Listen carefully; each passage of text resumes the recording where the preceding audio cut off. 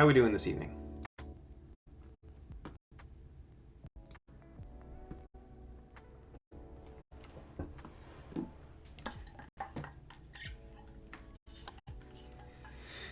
All right, well, it has just started snowing a lot in the last hour, so hopefully everybody's getting home, getting around okay, staying safe and warm.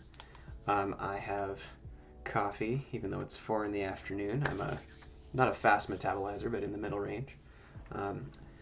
When I was in Principles of Biology, we did a cool series on how different genotypes affect how people process caffeine differently, and that's always kind of stuck with me. So we were able to do some sort of informal experiments and figure out what genotype we might have. We're pretty sure I'm in the intermediate caffeine metabolizers. At any rate, today's topic is the endocrine system, so hormones, which is one of the many ways that our body sends signals throughout the system to prompt specific responses to stimuli. So in kind of integrating this with what we've already talked about, circulation and respiration, we were talking about how nutrients get throughout the body.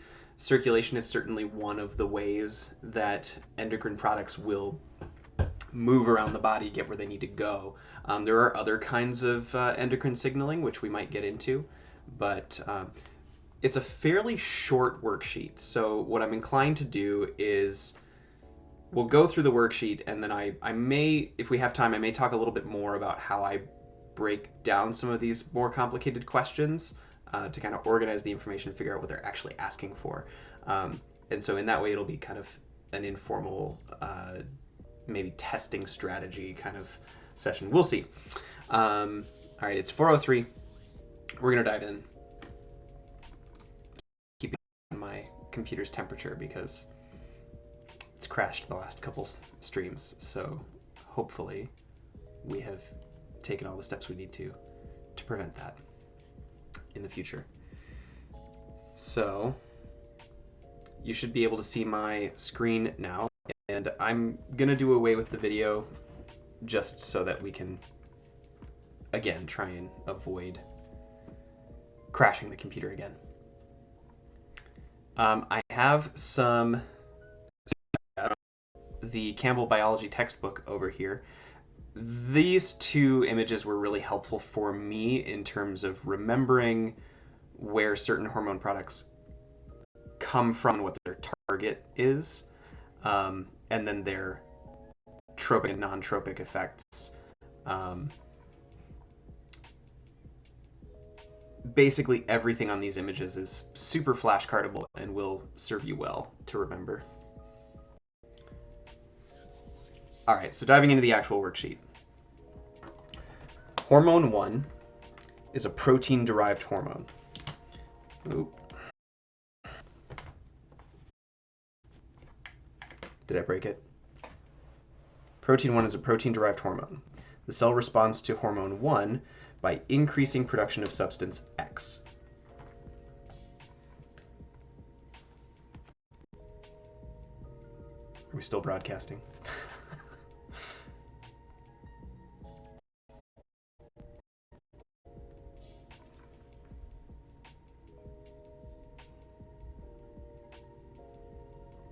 Cool. No worries whatsoever. I am scrambling a little myself this afternoon, but we're all going to do our best. It's crazy outside. Can you hear me okay? Can I get some kind of indication in the chat? That would help me out a lot. Fantastic. Okay. Hormone 1 is a protein-derived hormone. The cell responds to hormone 1 by increasing the production of substance X. Hormone 2 is a cholesterol-derived hormone. The cell responds to hormone 2 by increasing the production of substance Y. Hormone 2, substance Y. I'm color-coding these for my own benefit later on. In medical applications, the type of hormone dictates the mode of administration, for example, oral versus injection. So oral here just means by mouth. Anything you take in a pill form or a liquid form is going to be oral medication, or injection. So this is going to be a needle and syringe, typically. And here's my very primitive illustration of a syringe. How would you need to administer hormone 1 to an organism deficient in this hormone?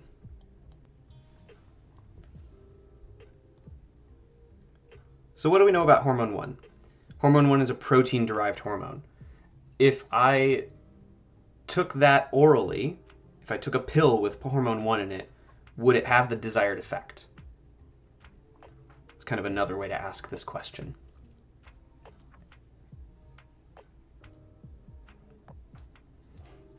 If I consume protein, what happens to it? It turns into calories, right? Our bodies are really good at metabolizing protein, so unfortunately, hormone 1 would not work well in a pill form, but it'll probably work just fine as an injection. So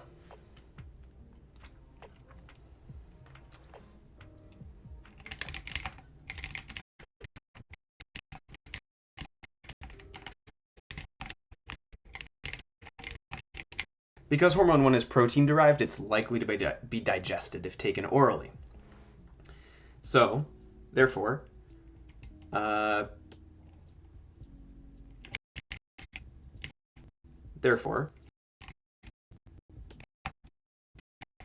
1 must be. An example of a protein derived hormone would be insulin. This is one that most of us are familiar with.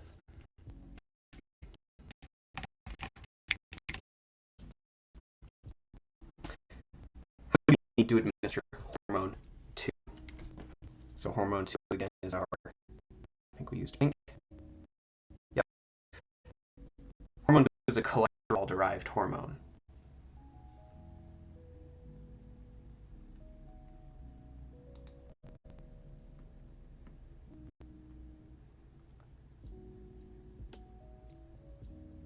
So being cholesterol-derived, would we have to inject it, or could it be taken orally? And the answer here is cholesterol-derived hormones are generally not digested, so if taken orally, they would pass from the digestive tract into the lacteal system and move from there into the circulatory system. A good example of these are birth control pills, which contain combinations of progestin and estradiol.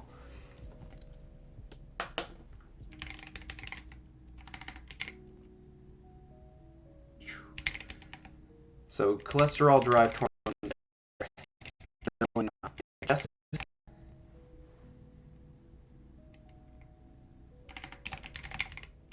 If taken orally, they pass the tract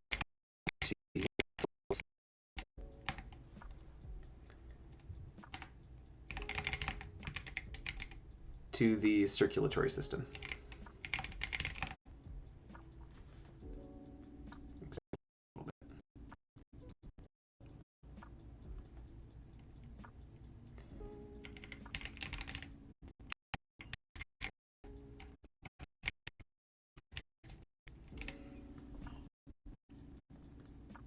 As always, folks, if you have any questions or you feel like answering a question as we go, throw it in the chat. You can talk about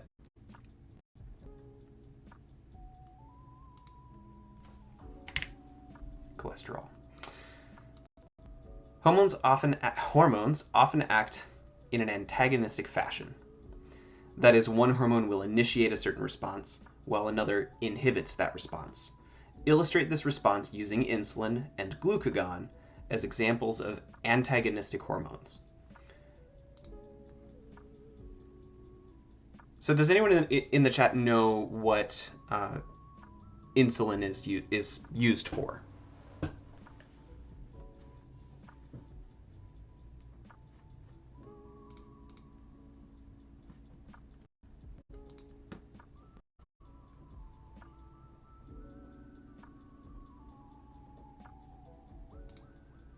What do we use insulin for?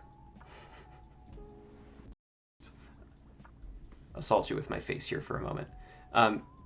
Insulin, of course, is used for regulating the amount of sugar in our bloodstream, so the concentration of sugar in our blood. Here, I'm going to go back to my screen share here. All right.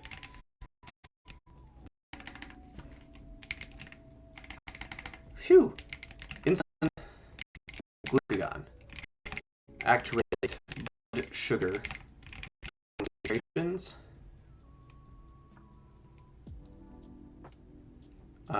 in our bloodstream within a fairly narrow range.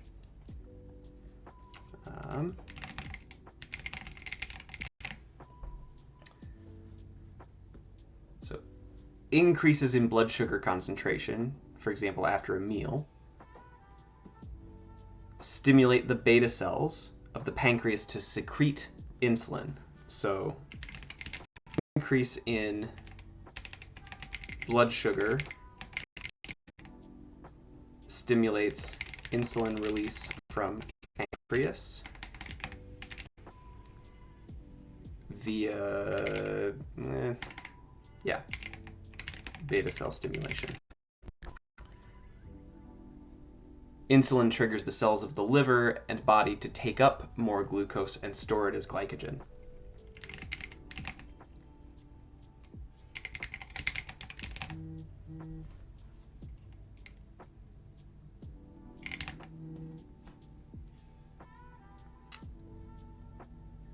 Curious, what else does insulin do to our body? So the main role is in storage of excess sugars in our blood, basically, in the form of glucagon.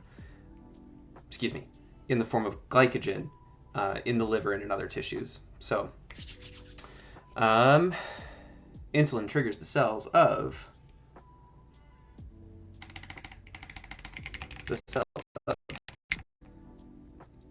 the liver and body to take more glucose and store it as glycogen. So in this case, then, both the blood sugar level and the release of insulin would drop. Once the blood sugar has been taken out of the bloodstream and stored as glycogen, insulin levels drop in response as blood sugar levels have dropped in the blood. So both sugar and the release of insulin drop. So low blood sugar, by contrast, here's where we get into this kind of antagonistic relationship. Low blood sugar levels cause the alpha cells of the pancreas to respond by releasing glucagon into the blood. Glucagon into the blood. So glucagon is the hormone stimulating the release of the breakdown of glycogen to release glucose into the blood. So low blood sugar levels cause the alpha cells of the pancreas to respond by releasing glucagon into the blood. I'm going to put in bold the hormones involved, the endocrine cells, insulin. There.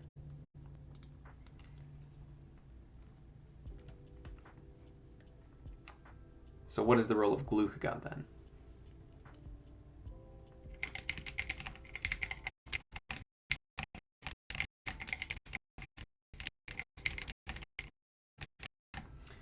Low blood sugar levels cause alpha cells of the pancreas to respond by releasing glucagon, the hormone glucagon, into the blood. Glucagon triggers the liver to break down the glycogen that it has stored and release glucose, the main component of glycogen, into the blood.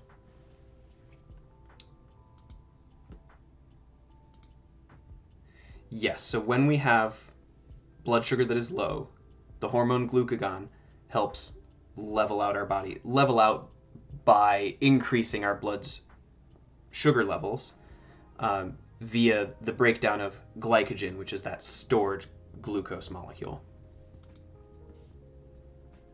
Yeah, so glucagon is the hormone. Glucose is the energy source that our cells need for cellular respiration, if that makes sense.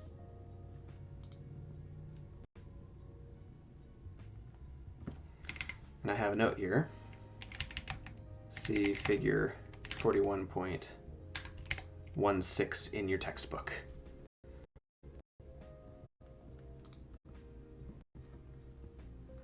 All right, next question. So assume you're trying to characterize one of the hormones that are involved in the neuroendocrine regulation of milk production. So neuroendocrine being hormones related to the nervous system.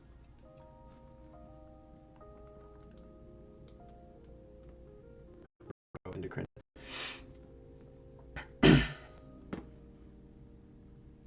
So we're interested in regulation of milk production.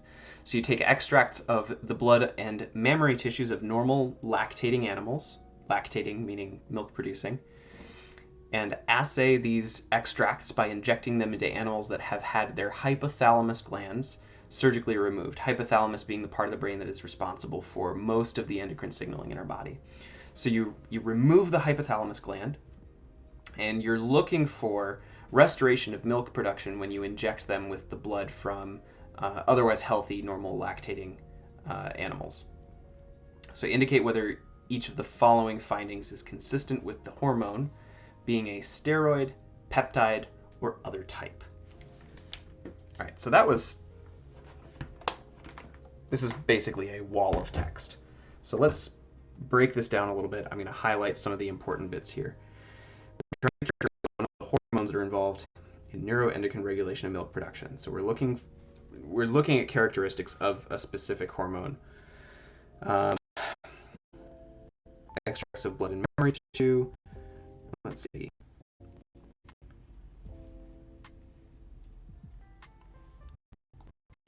Looking for restoration of function. Indicate whether each of the following functions is consistent with the hormone steroid type, either type. So to know this, we really have to understand what the defining characteristics are of each of those. So let's see. And then we have our sort of sub-questions here. Is it found in the cytoplasm of mammary tissue cells? Is it found associated with receptors, associated with protein complexes that contain G protein, and found in nuclear extracts of cells?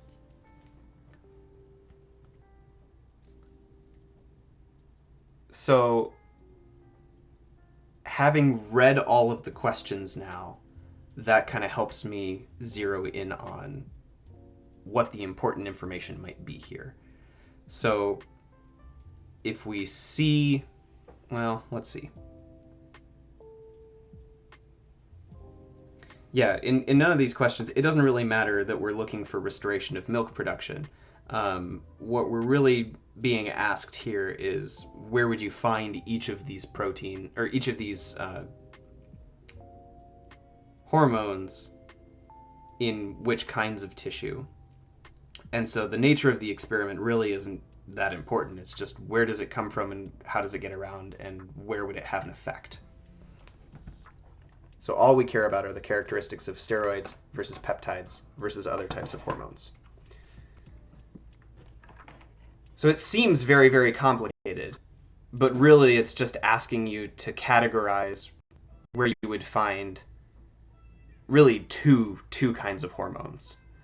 And so you would only know that if you had this handy dandy chart in the top right here.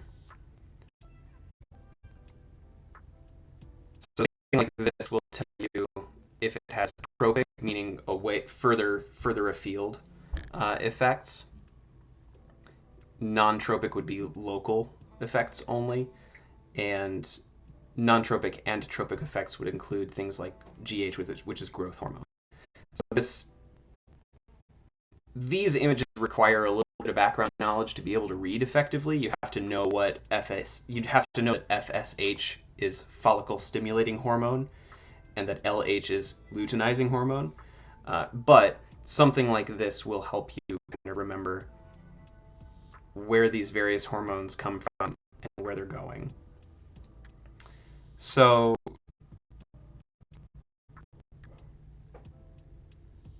it's occurring to me now that this might not actually be the most image.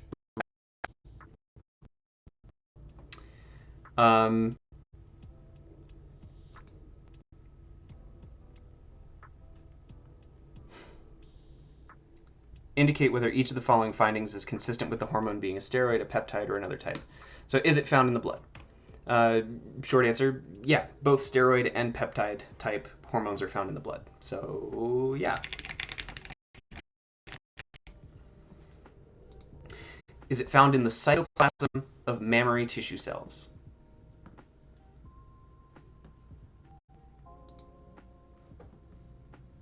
In the cytoplasm. So for a hormone to be found in the cytoplasm of individual tissue cells, it has to be able to traverse the cell membrane, and only steroid type hormones are able to cross the cell membrane. So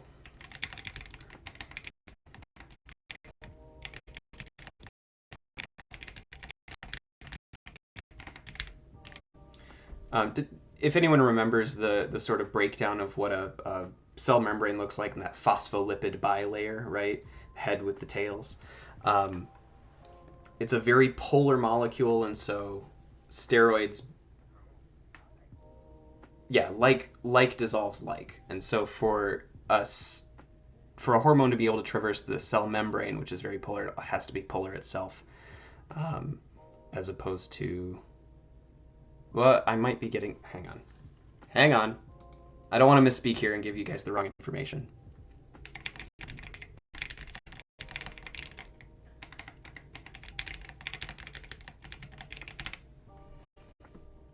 I've been working on organic chemistry all day, and so my brain is a little bit scrambled. Steroids are lipophilic, so lipid-loving, and nonpolar. Excuse me, they are nonpolar, and so they diffuse easily across the hydrophobic membrane into the interior of the cytoplasm. So their nonpolar nature is what allows them to cross the cell membrane. All right, so question C. It is found associated with receptors. So both types would be associated with receptors to produce a response. The difference lies in the location of the receptors. So both types associate with receptors to produce a response. The difference lies in the location of receptors. So I know this is a testable question.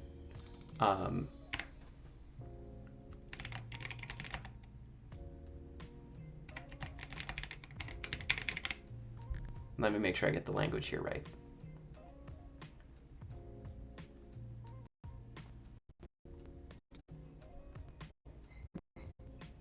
Found associated. Sorry, I not the question that's written up there. I actually want to type this one out and make sure that you get it.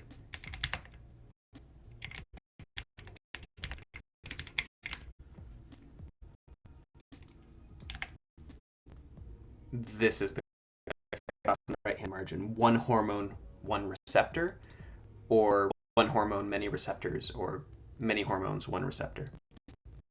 This concept here, and I'm just going to put a big fat exclamation point on it, will kind of help shape our understanding of this a little bit. Each hormone, each receptor recognizes only one hormone. If it recognized other hormones, it might have random effects, like effects other than the desired effect. All right, so question D. It is found associated with protein complexes that contain G protein. So in the chat we have that they would both be found in the G protein. Unfortunately, that is incorrect. Only peptide or protein hormones associate with G protein complexes. Protein and protein. So only peptide or protein hormones associated with G protein complexes. Right. And question E, it is found in the nuclear extracts of cells.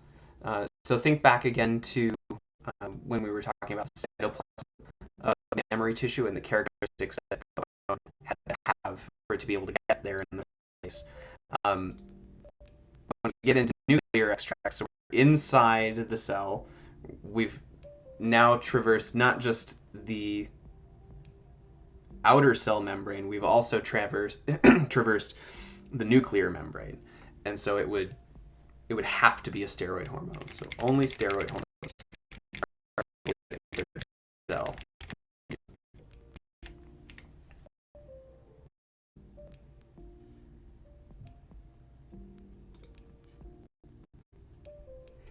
All right, we're back to insulin. Glucagon and insulin are hormones that act homeostatically to maintain glucose levels in the body. Are the following statements true or false concerning insulin and glucagon? Explain your reasoning. True or false? Their production and release is stimulated by, I think this is meant to be tropic hormones from the anterior pituitary. Their production and release is stimulated by tropic hormones from the anterior pituitary. So if we didn't already know,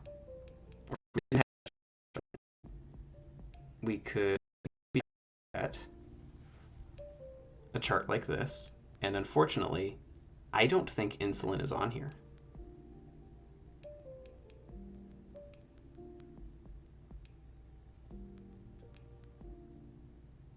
Nope. Not even on there. So you'll want to, because I still have flashcards of it. That is the one that I would recommend. But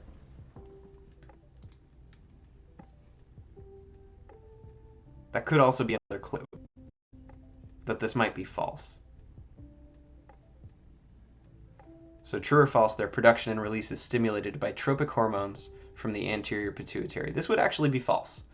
And the reason for this is that the pancreas itself monitors levels of glucose in the blood and interstitial fluid. False.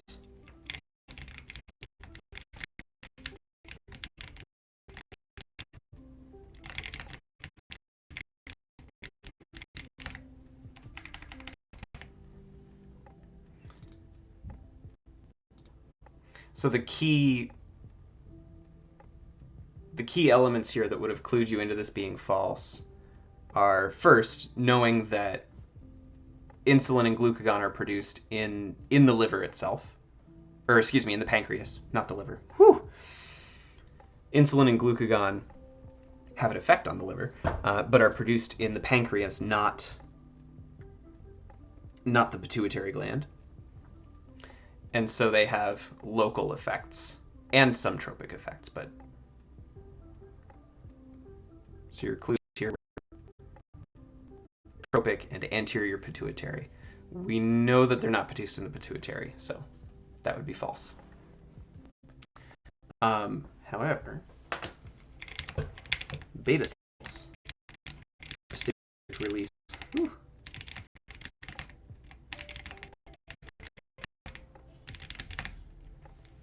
Beta cells are stimulated to release insulin when blood glucose levels fall below normal levels, and that's about 1 milligram per 100 milliliters concentration. Alpha cells release glucagon when blood glucose levels fall below normal levels.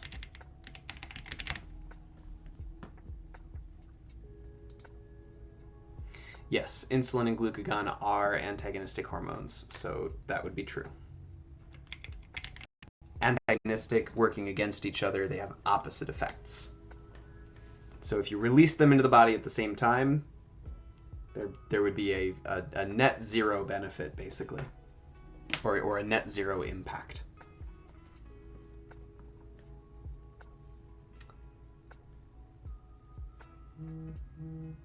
True or false, they act by stimulating storage or release of glucose from cells.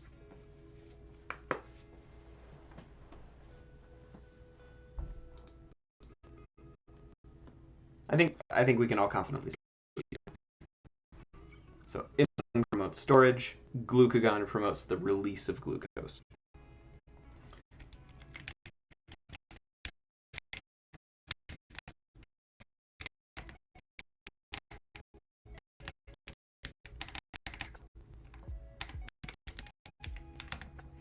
Insulin causes almost all body cells except brain cells to take up glucose.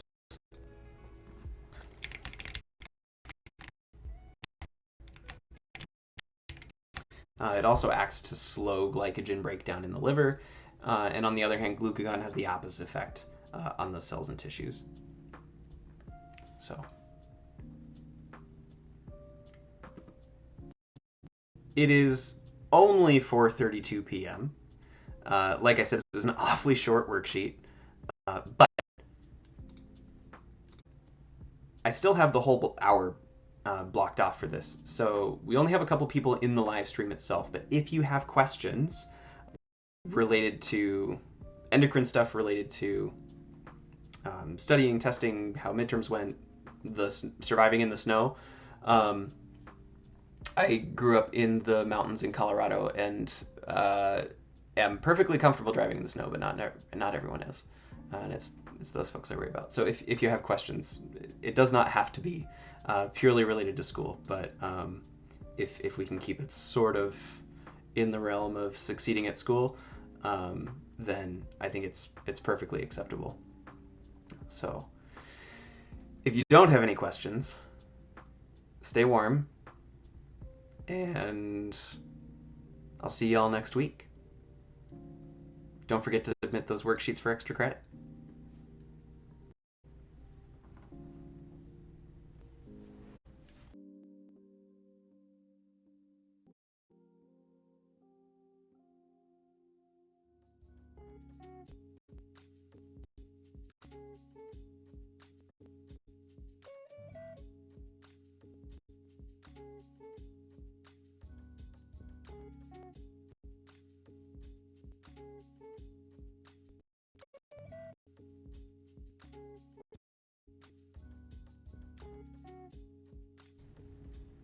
And this could easily turn into listening to love.